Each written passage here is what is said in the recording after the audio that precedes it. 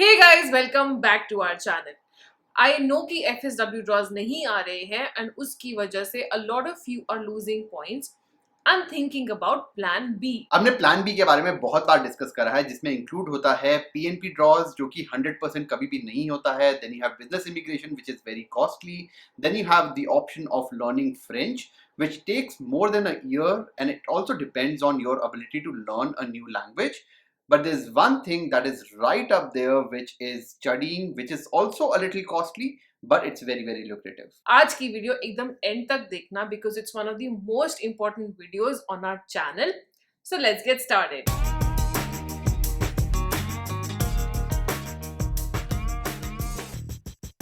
अब the reason why we have made this video so late is because हम तो study visa पे आए नहीं है एंड जिस चीज का हमको एक्सपीरियंस नहीं है वो उसकी वीडियो बनाना we are not very comfortable doing that. हमने साहिल और गुरसाहिब के साथ पहले वीडियोस बनाई हैं, but now we have first hand experience क्योंकि my sister, Simran's brother and sister, few of our cousins are actually coming here on student visa. या तो वो आ चुके हैं या वो आने वाले हैं. So now we have first hand experience. मैंने इनफैक्ट एसओपी बनाने में भी किसी की हेल्प करी है. So now I know what it takes to build a very good SOP, and now we just feel more confident and credible while making this video. अब आपने वीडियो का टाइटल तो देखा ही होगा, तो हम प्रोसेस की बात नहीं करेंगे and we'll talk about number 1, coming here on study visa in your 30s or 40s is actually worth it or not. Number 2, difference between applying for Canada study after bachelor's or after your masters in India. And यहाँ हम बात करेंगे about the importance of choosing the right course and the big one, getting your SOP right. इसके अलावा next video में हम बात करेंगे प्रवीण से, who has come here in his 30s. He has a wife and a kid. तो हम end to end process भी पता कर लेंगे and we'll also get to know about his journey. So I'm super excited about that. पहले बात करते हैं पॉइंट्स की. अब a lot of you ask us कि अगर हम स्टडी वीजा पे आए तो क्या हमारे पॉइंट्स बन जाएंगे? I'm 35, अगर 1 साल की पढ़ाई करूं एंड देन 1 साल का वर्क एक्स तो हमारे पॉइंट्स बनेंगे कि नहीं? गाइज, इसका आंसर हमसे पूछने की बजाय it's a very mathematical thing.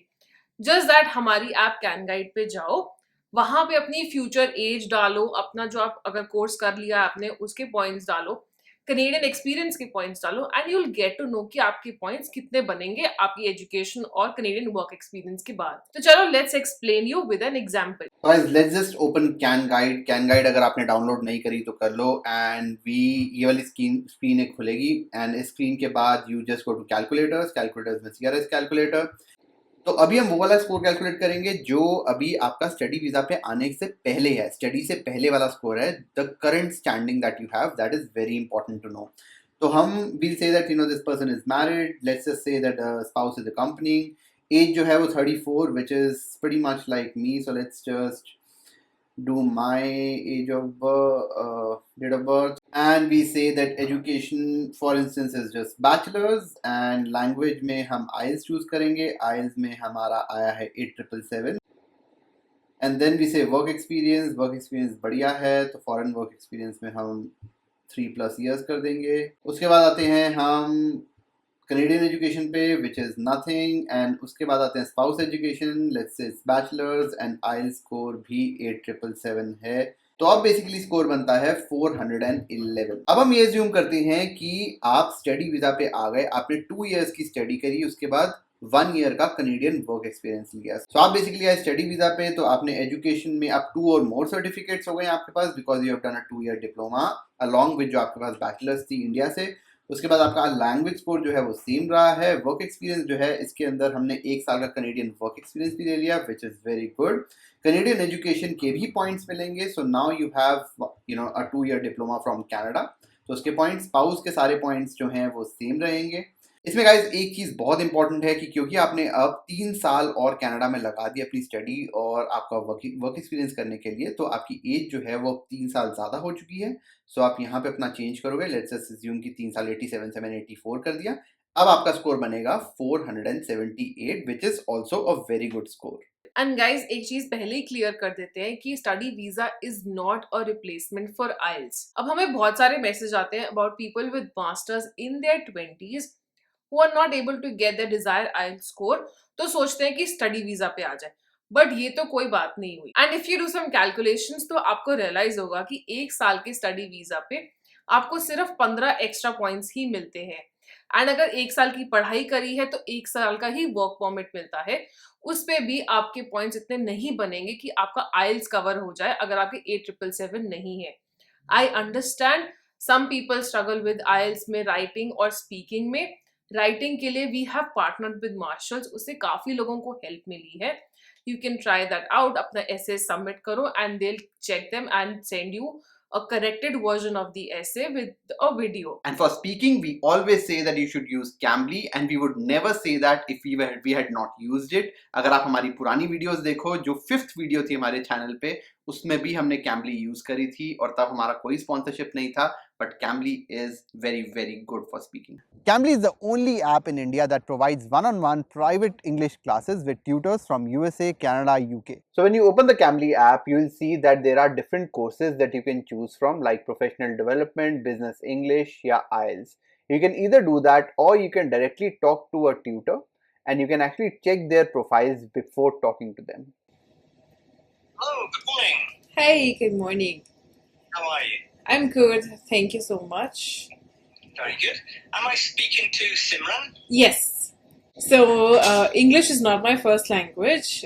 That's why I've chosen Cambly for helping me out. And I'm Okay. currently located in Canada though. So, I'm, It was close. yes, not that far. And guys, the reason why we always recommend Cambly is because चाहे IELTS हो, CELPIP हो या फिर in general, अगर आपको अपनी spoken English for business reasons improve करनी है, जब आप यहाँ पे आओगे interviews में improve करनी है, even then Cambly actually works very very well. As you can see, it's very simple to use and it's very very effective. If you use our code, you'll get a 25% off for a 3-month plan. It's totally worth it. अब ये points का point clear हो गया है, तो now let's move on to कि is it worth it to come in your 30s or 40s for study visa? And इसमें सबसे पहले आते हैं a relatively common group, a couple in their 30s with no kids. They have good work experience but are losing points either because of age या फिर masters नहीं की हुई है. And to be honest, you are in a better position than most single people. And the reason why we say that you are in a better position is that when you are coming here as a couple, तो एक बंदा study visa पे आएगा और दूसरे बंदे को मिलेगा open work permit. And if you time it well, you can actually come here together. अब इसका जो प्रोसेस है ओपन वर्क परमिट का, मिलता है नहीं मिलता, कब मिलता है, कैसे करना है, वो हम अगली वीडियो में डिस्कस करेंगे. But the point here is that अगर 30-40 हजार जैसे सिमरन ने बताया कि फीस होती है, अगर एक बंदा पूरी तरह से जॉब कर रहा है एंड दूसरा बंदा पार्ट टाइम जॉब कर रहा है, सो आपके खर्चे निकल जाते हैं. All it takes is that you have to stay like a bachelor, मतलब ज्यादा एक्स्ट्रा खर्चे नहीं करने, गाड़ी नहीं खरीदने. एंड इस चीज को समझाने के लिए मेरा favourite part of this video which is going to the Excel and explaining the finances and how you can take care of it. So let's go to my laptop. Alright guys, so अगर हम study expenses के बारे में बात करें तो normally year 1 की fees होती है 16,000 कनेडियन डॉलर एंड ईयर 2 की भी उतनी होएगी 16,000 कनेडियन डॉलर.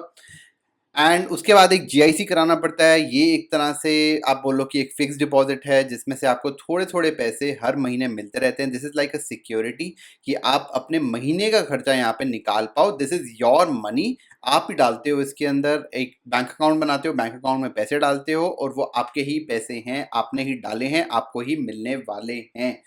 तो टोटल जो फीस है जो आपके अकाउंट में से बाहर जाएगी दैट इज $32,000. तो नॉर्मली क्या करते हैं लोग, ये जो ईयर 1 की फीस है और ये जीआईसी, अगर आपके पास पैसे नहीं है ऑलरेडी तो जब स्टडी वीज़ा कराओ तो ये अराउंड 15 लाख के आसपास बनता है. इसका लोग लोन लेते हैं और उसके बाद ये फीस जमा करते हैं और जीआईसी के अंदर पैसे जमा कर देते हैं. अब ये तो हो गई फीस. इसके बाद हम आते हैं मंथली एक्सपेंसेस के ऊपर. मंथली एक्सपेंसेस में सबसे पहले आता है रेंट और यूटिलिटीज़. अगर आप एज अ कपल आ रहे हो, you don't have any kids, I would recommend that you go for the cheapest accommodation. In fact अगर कोई शेयर्ड अकोमोडेशन में भी रहना पड़े जिसके अंदर आपके पास प्राइवेट बाथरूम हो, एक रूम हो, शेयर्ड किचन हो, then also you should be fine with that. In fact अगर आप ओंटेरियो नहीं आ रहे और किसी छोटे प्रोविंस में जा रहे हो, वहाँ पे you can actually get this down to under $1,000 as well.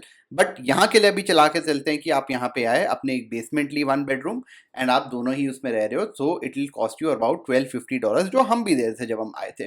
उसके बाद आता है ग्रोसरी, $350 के आसपास की ग्रोसरी है। ये थोड़ा लोअर एंड पे हमारी थोड़ी ज़्यादा यूज़ हुई थी, बट लेट्स जस्ट से $350 to $400 के आसपास आप ग्रोसरी करते हो। उसके बाद do not buy a car, I would recommend that you go for a bus pass. यहाँ पे बस पास मिल जाते हैं $100 से $150 पर मंथ के बीच में, तो आप दोनों ने अगर लिया तो it's $300। Then phone you would need, do not buy phone वाले जो प्लान होते हैं जिसमें डिवाइस भी मिलता है, just by a normal SIM, it will cost you about $50 to $55 a month पर पर्सन। एंड उसके बाद अदर मिसलेनियस, आपने कभी बाहर खा लिया, कभी ऊबर करनी पड़ गई, कई बार ऐसे हो जाता है, so that would be like $100 a month.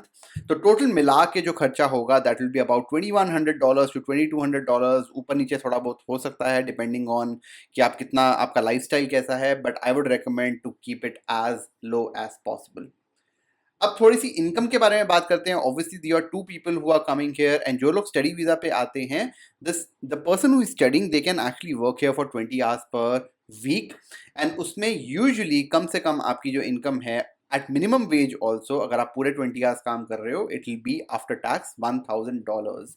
उसके बाद आपका स्पाउस जो है they can actually work full time here, तो उनको minimum to minimum $3000 carry home तो मिल ही सकती है इफ़ यू आर क्वालिफाइड।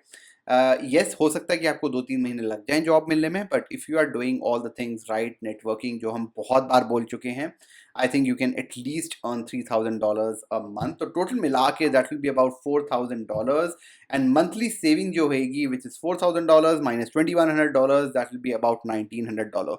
$1500 तो कर ही लोगे, but I think on average you can save about half of what you are earning। अगर इसको मल्टीप्लाई करें हम 12 महीने से, अब पहले 12 महीने जो आपका कोर्स चल रहा है दैट विल बी $22,800। गाइस, ये बहुत सिंपलिस्टिक कैलकुलेशन है, आई अंडरस्टैंड दैट, बट तब भी आप $20,000 तो सेव कर ही सकते हो, और इस $20,000 से यू कैन एक्चुअली पे योर ईयर 2 फीस। अभी आपने GIC को हाथ भी नहीं लगाया है, and you are able to pay your year 2 fees, या you can pay off your year 1 fees, whatever you want to do। आपने जो लोन लिया है उसको पे ऑफ करना है वो भी कर सकते हो, but that's a very good saving on very mediocre salaries, I would say। And क्योंकि ये 2 साल की स्टडी है, तो यही वाले जो सेविंग है ये आप ईयर 2 में भी कर सकते हो, if you need if you continue with the kind of lifestyle that you have maintain, and overall you can actually save about $45,000। आपकी एजुकेशन थी $32,000, आपके पास पूरा GIC जो है वो बचा हुआ है। So basically you actually end up making more money if you're coming here as a couple with no kids, क्योंकि आपको कोई डे केयर की फीस नहीं है, कोई ऐसे फालतू खर्चे नहीं है, इसीलिए you are actually able to save everything that you spend on your study। and ये again it's a simplistic calculation, but it's very very real and a lot of people are doing it। अब आते हैं second group पे, which is also people in their 30 but have a kid और kids who need to go to day care, मतलब कि अभी school जाने की उम्र नहीं हुई है। अब this is where the situation gets a little tricky.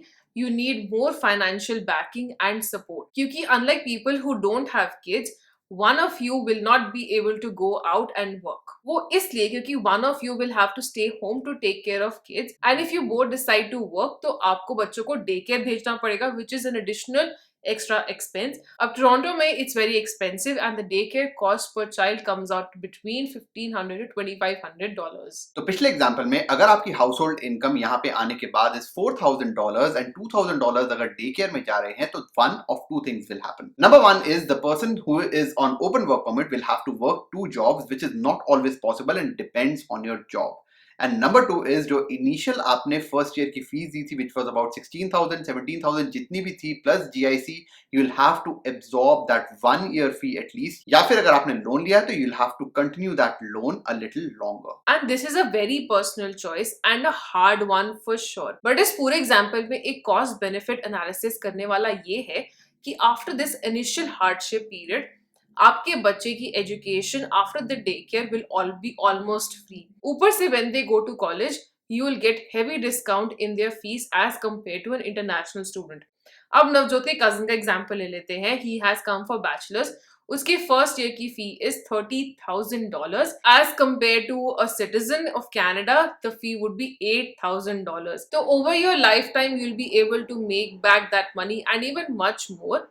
अब this is something to think about and it's a very personal choice, but you need to be okay with the hardship that it comes with in the initial years. And then there's a third group which is couples in their 40s जिनके बच्चे school जा रहे हैं, so day care का खर्चा नहीं है because school is almost free. But the problem here is that you need to decide which province to go in based on the points that you will make, जो हमने पहले बात करी थी. अब इसमें डिफरेंस ये है कि because of age you are already losing a lot of points and unlike people in their 30s you may not be able to make points even after Canadian education and Canadian work experience. So you need to choose a province very carefully. For example, अगर Ontario आ रहे हो study करने, उसके बाद Ontario का जो normal PNP draw होता है उसके अंदर there is no advantage which is given to people who have studied in Ontario या फिर उनके पास जॉब ऑफर है ओंटेरियो की, unlike Alberta, Saskatchewan, Manitoba, British Columbia, Atlantic provinces जहां पे जो पीएनपी प्रोग्राम है which is very very friendly to people who have either studied there और they have a job offer there. So you need to choose based on the forward looking points that you calculate using CanGuide और the official calculator, but वो calculation जरूर करना and choose the province very very very smartly. But ये choice से ज्यादा it's about your personal decision. अब अगर आपकी इंडिया में जॉब अच्छी है, बिजनेस बढ़िया है, पैसे की कमी नहीं है, तो this decision is definitely difficult because आपकी स्ट्रगल उतनी ही होगी जितनी एक बंदे की 20s या 30s में होती है. अब जैसे कि हमारा एग्जाम्पल हम अपने 30s में है and if we had to take this decision तो हम जरूर लेते, एंड अगर हम अपने लेट 30s या 40s में होते तो हम जरूर 2 बार सोचते. So you have to decide for yourself looking at your financial position and how bad you want to come to Canada. After all, it's not the end of the world. Plus we do have a problem of a big study gap जिसके बारे में हम थोड़ी देर में बात करते हैं, but पहले बात करते हैं 2 और ग्रुप्स की बहुत ही जल्दी. पहला ग्रुप वो who are in their 20s and 30s and they are single, and I would say अगर आप ये वीडियो देख रहे हो तो obviously you are interested, just take the plunge. अगर आपकी मास्टर्स होने की वजह से पॉइंट्स नहीं बन रहे, it's totally worth coming here on student visa. अब हो सकता है you are the single earning member of your family and taking care of your parents, and उस केस में you'll have to decide for yourself. That's a very personal choice again, but अगर कोई बहुत ज़्यादा responsibilities नहीं है, just take the plunge. हमने एक वीडियो बनाई थी with गुर साहिब जहाँ पे हमने डिस्कस करा था कि how you can actually come here with minimal finances and still be able to make it and still be able to pay off that loan that you take from the bank. So it's completely definitely possible. All it takes is a little bit of courage and financial planning. And to our viewers who are in their late 40s or 50s and are thinking about coming on study visa, I will say don't discourage नहीं करना चाह रही हूँ, but I just want to say that कि you have a very settled life and you might not want to go through the hardship that a person who comes on study visa has to go. And if I would have been at your place, I would use my experience to find jobs and move to places like Dubai, Singapore. ऊपर से beyond an age, it's difficult to make CRS points.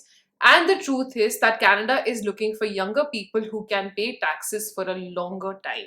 अब ये तो बात हो गई feasibility की and whether it's worth coming on student visa or not. अब बात करते हैं बहुत important factor की, which is the difference of coming here after bachelor's or coming here after masters. Let's say there's a person who is 34 years in age. He has done only bachelor's, 10 years of experience as a software engineer, and for this person obviously he's not making enough CRS points because सिर्फ bachelor's है, and for this person it's not that difficult to choose a 2-year postgraduate program in Canada.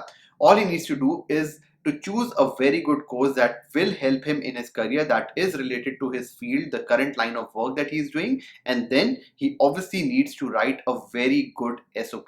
SOP is basically statement of purpose, and इसके बारे में हम थोड़ी देर में बात करेंगे. बट बहुत सारे लोग जो होते हैं वो बोलते हैं कि हमारा स्टडी वीजा जो है वो रिजेक्ट हो गया बिकॉज हमारा बहुत बड़ा गैप है इन स्टडी. और हो सकता है कुछ केसेस में सही भी हो, बट ज्यादातर केसेस में either you choose the wrong course और जो स्टेटमेंट ऑफ पर्पस आपने लिखी थी that was not very good. तो अभी 2 मिनट में हम स्टेटमेंट ऑफ पर्पस का एग्जांपल देखते हैं, but let's talk about people who are thinking of study visa after their masters. अब उनको SOP तो बढ़िया लिखना ही पड़ेगा, but they also have to choose a course very carefully. अब एक एग्जांपल लेते हैं. Someone who has done their bachelors in fashion, they did their masters also in fashion, then you have 5 years of experience in fashion industry, लेकिन points नहीं बन रहे तो you think कि आप कनाडा स्टडी वीजा पे आ सकते हो and do a 1-year post graduate diploma in fashion and designing. This will not work because this is a step down from your previous education. But on the other hand, if you say that you are doing a postgraduate diploma in digital marketing or branding, वो तब भी justify करा जा सकता है in the SOP because you have an experience of fashion, you have studied fashion, but अब आपको अपना एक design खोलना है, अपना एक brand खोलना है, and you need to understand how to market it well. Plus आपको experience जो है वो इंडिया के अंदर है, you need to understand the fashion industry in Canada and therefore you are actually coming here. So ये जो पूरी story होती है, this would actually fit very well and it would not look like a step down and it would look like that you actually want to improve your career. Alright, so this is how an SOP looks like. अब अगर ये देखो तो ये 3 page का document है. Let's just go through the document. सबसे पहले तो it's just about introducing कि क्या है, what your name is, कहाँ पे आप, where were you born and brought up. So born and brought up in Delhi. Parents, my father is a businessman, my mother is a homemaker, and you talk about your IELTS score, you talk about which college have you gotten admission in, and अगले video में हम बात करेंगे process के बारे में जिसमें college में एडमिशन पहले लेना पड़ता है और उसके बाद SOP जब वीज़ा अप्लाई कर रहे होते हो तब चाहिए होता है. So you have to tell कि कब कौन से कॉलेज में कब कौन सा कोर्स शुरू होने वाला है, 1 साल का है, 2 साल का है. उसके बाद एकेडमिक बैकग्राउंड थोड़ा सा, अगर मास्टर्स करी तो मास्टर्स लिखो. जिनका ये SOP है उन्होंने BSc करी हुई है, फिर MSc करी हुई है, now they are applying for, and it's all done in fashion industry जो हमने एग्जांपल भी दिया था. तो now she has applied for a brand management course in a college in Canada.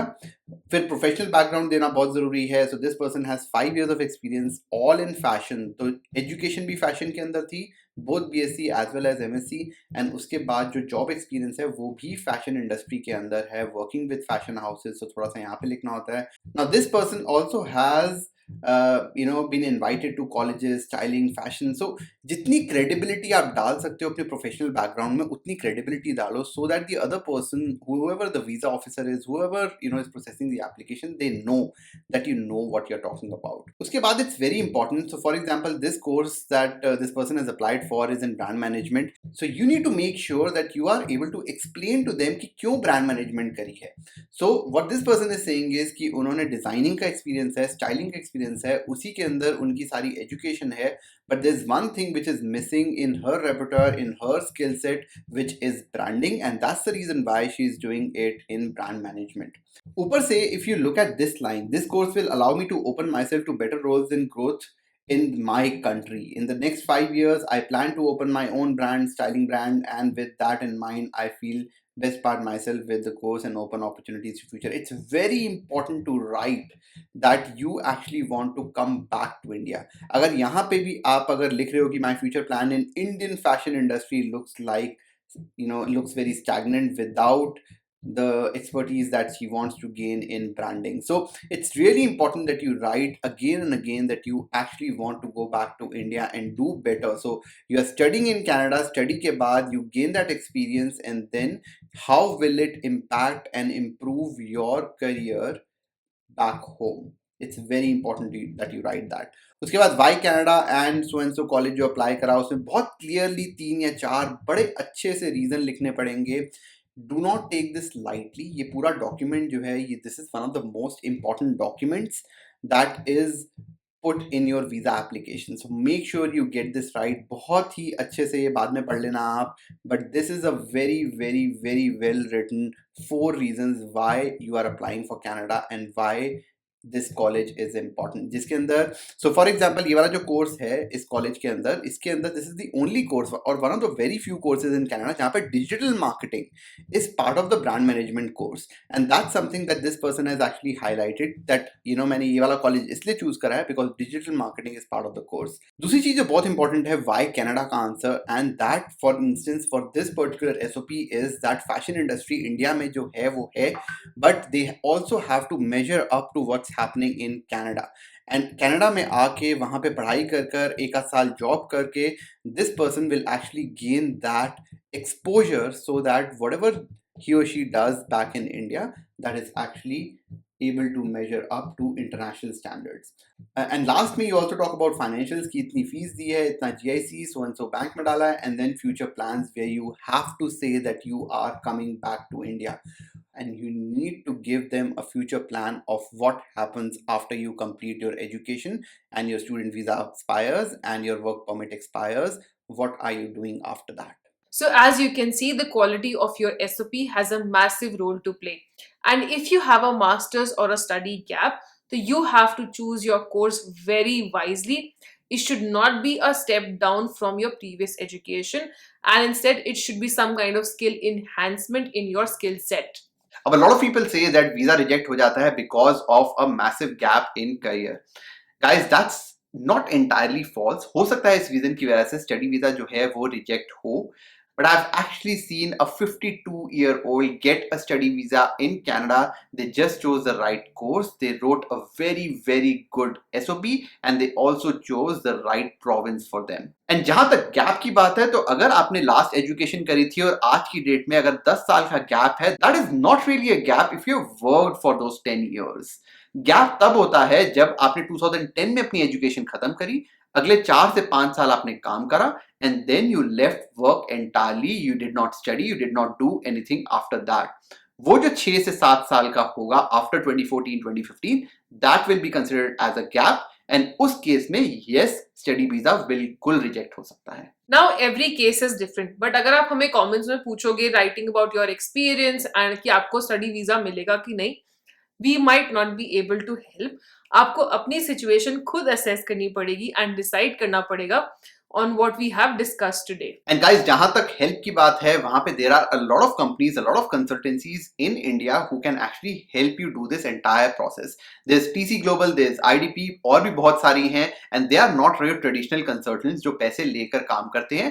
They are actually paid by the universities, so आपके लिए वो almost free ही होगा. But if you're in your 30s and 40s, don't be surprised अगर वो आपको मना कर दे, अगर वो बोले कि नहीं आपका तो हो ही नहीं सकता, and that's probably because उनका success rate जो है वो impact होता है, क्योंकि थोड़े चांसेस तो कम हो ही जाते हैं इन your 30s and 40s. But don't be disheartened अगर उन्होंने मना कर दिया. You have all the online resources, YouTube videos हैं, बहुत सारे फोरम्स हैं. टॉक टू एक्स स्टूडेंट्स जिस कॉलेज में आप अप्लाई कर रहे हो. You will get all the help that you need on the internet, and you can totally do this entire process on your own. बाकी नेक्स्ट वीक हम एक video बनाएंगे जिसके अंदर हम and to end process discuss करेंगे, and Praveen से जानेंगे उनका experience of coming here in his 30s. That's all we have for today. अगर वीडियो बढ़िया लगी हो तो प्लीज लाइक कर देना, एंड अगर अभी तक सब्सक्राइब नहीं किया है तो do subscribe to our channel so that you don't miss any of our videos.